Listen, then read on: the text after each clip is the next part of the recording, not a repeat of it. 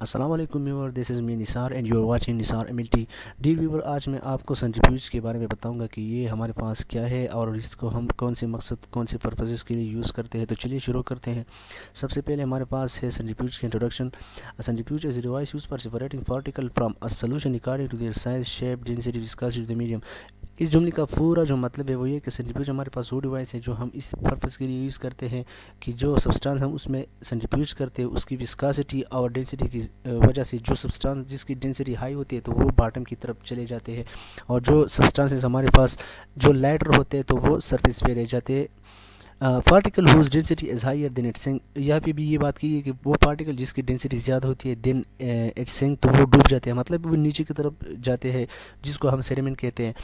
और those particle that are lighter than it flow to the top, और वो substance जो हमारे पास लाइट होते हैं मतलब उसकी वेट और डेंसिटी जो है वो कम होती है, तो हमारे पास सरफेस पे क्या क्या होते हैं, रह जाते हैं। अच्छा, तो प्रिंसिपल क्या है? Principle centrifuge involve principle of sedimentation where the acceleration is centrifugal force cause denser substance to separate out along the radial direction at the bottom of the tube।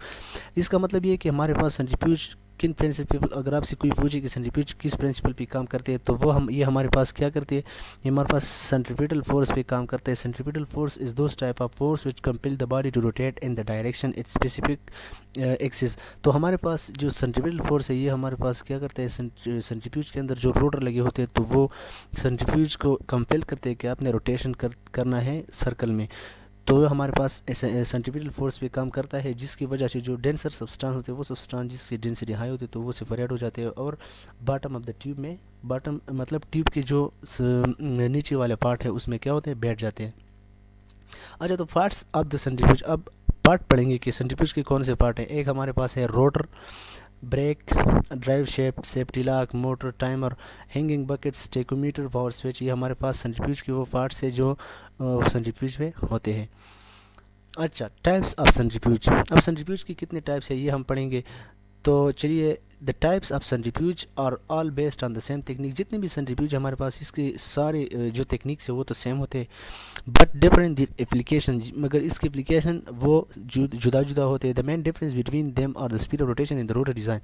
हमारे पास सबसे मेन जो डिफरेंस होते हैं इसके दरमियान तो वो क्या होता है, जो रोटर होता है उसका और जो रोटर डिज़ाइन है, सॉरी रोटर डिज़ाइन और जो रोटेशन होता है उसके बेस पे क्या है, ये एक दूसरे से डिफरेंस है।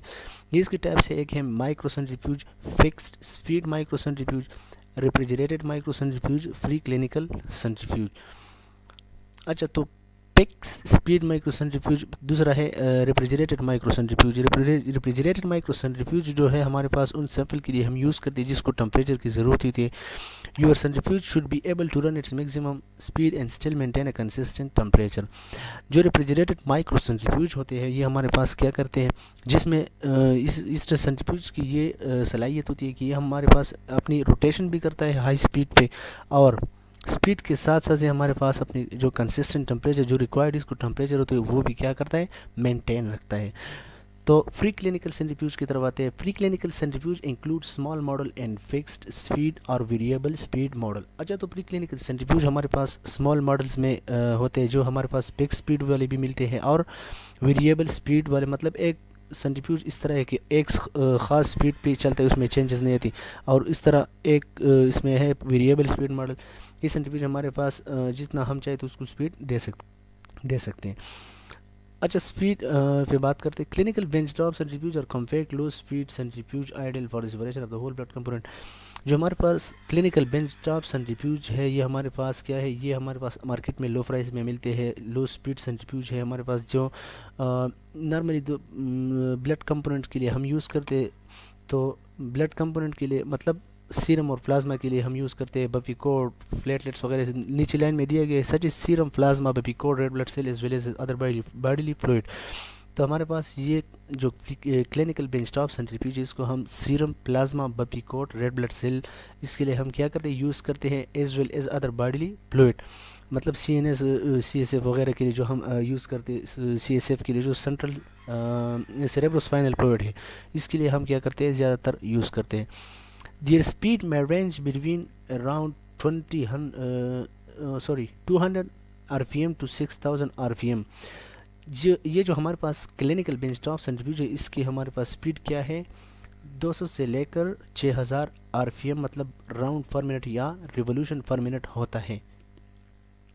अच्छा, अब रोटर्स के टाइप्स पे आते हैं। सेंट्रीफ्यूज के टाइप्स तो हमने पढ़ ली, अभी रोटर के टाइप्स पे की तरफ आते हैं कि कितने टाइप्स के रोटर है हमारे पास। तो नंबर वन हम पढ़ेंगे स्विंगिंग बकेट रोटर। ये हमारे पास वर्टिकल पोजीशन में होते हैं जब रेस्ट में होते हैं।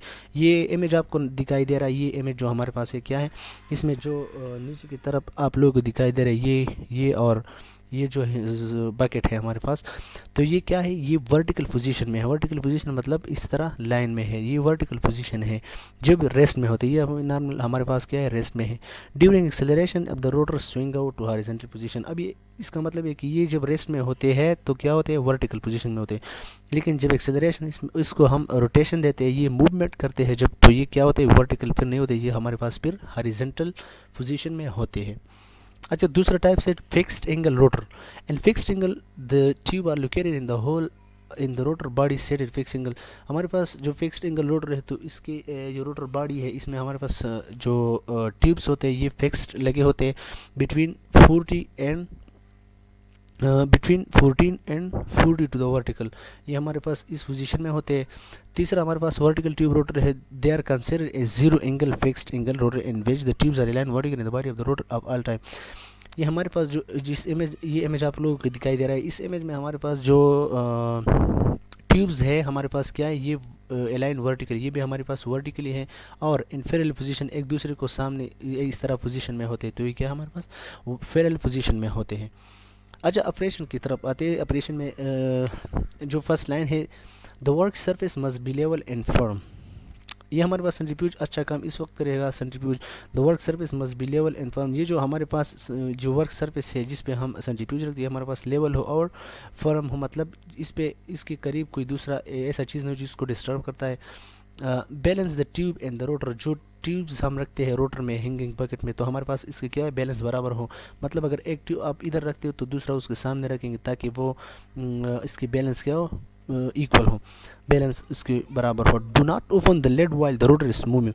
अच्छा, सेंट्रीफ्यूज जब चल रहा होता है, जब आपने उसके अंदर कोई सैंपल रख दी तो उसके दौरान आपने इसे लेड ऊपर नहीं करना है, लेट को खोलना नहीं है, क्योंकि वहाँ पे इस तरह ख़तरा हो सकता है। मतलब सेंट्रीफ्यूज जो इसके अंदर जो हमारे पास ट्यूब होते हैं वो टूट सकते हैं आपके चेहरे की तरफ, मतलब आपकी आंखों में गिर सकता है वो crack tube.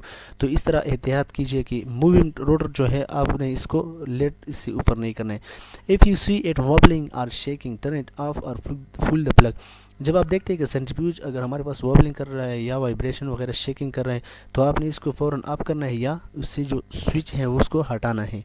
A little vibration is normal but excessive amount can mean, अगर मतलब सेंट्रीफ्यूज अगर थोड़ा सा वाइब्रेशन कर रहा है नॉर्मल पोजीशन में तो कोई बात नहीं है, लेकिन यहाँ पे बात की but excessive amount can mean danger. लेकिन जब ज़्यादा एक्सेसिव अमाउंट में हमारे पास वाइब्रेशन करती है, उसका मतलब है कि ये डेंजर है, आपने इसका वो जो है ख्याल रखना है, इसको बैलेंस बराबर करनी है।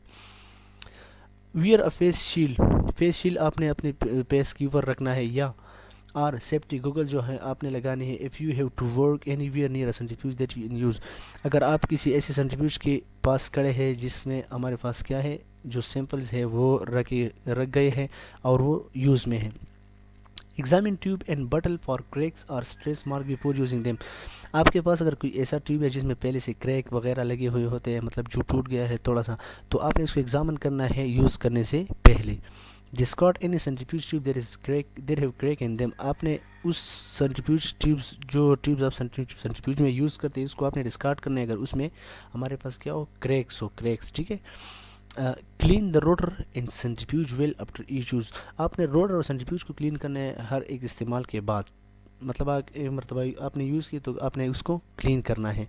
प्रिकॉशन की तरफ आते हैं कि आपने किन चीज़ों का ख्याल करना है, तो ये नंबर फर्स्ट है, do not increase the speed of revolution too much. तो आपने उसका जो स्पीड है उसको ज़्यादातर क्या करना है, आपने इसको इतना भी हाई नहीं करना है। नेवर स्लो देम मैनुअली, और इतना स्लो भी नहीं करना है, ज़्यादा तेज़ भी नहीं करना है, ज़्यादा स्लो भी नहीं करना है।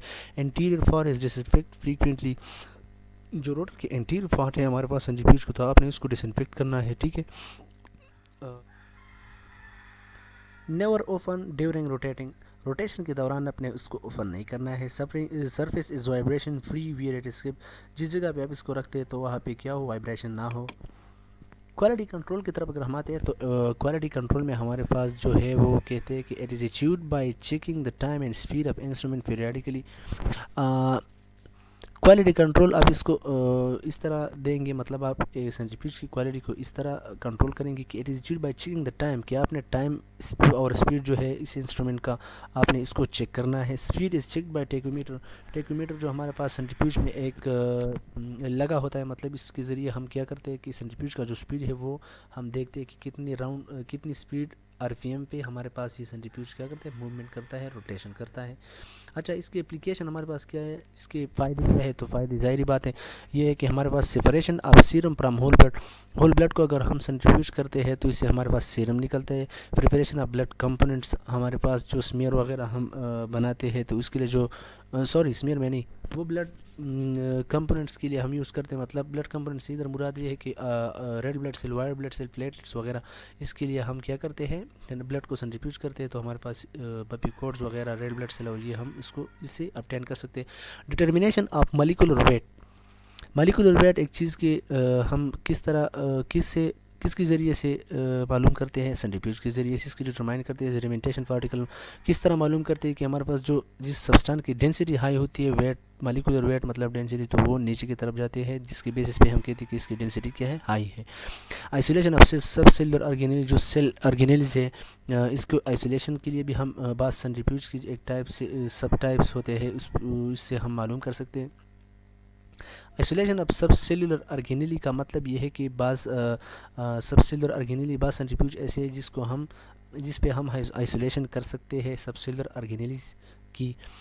सो थैंक यू, ये है हमारा आज का टॉपिक। अगर इसमें आपको कोई प्रॉब्लम हो, अच्छा तो गाइज़ ये था हमारा आज का अच्छा तो ये था आज का हमारा टॉपिक। अगर इससे रिलेटेड आपको कोई क्वेश्चन हो तो बेशक आप कमेंट सेक्शन में पूछ सकते हैं।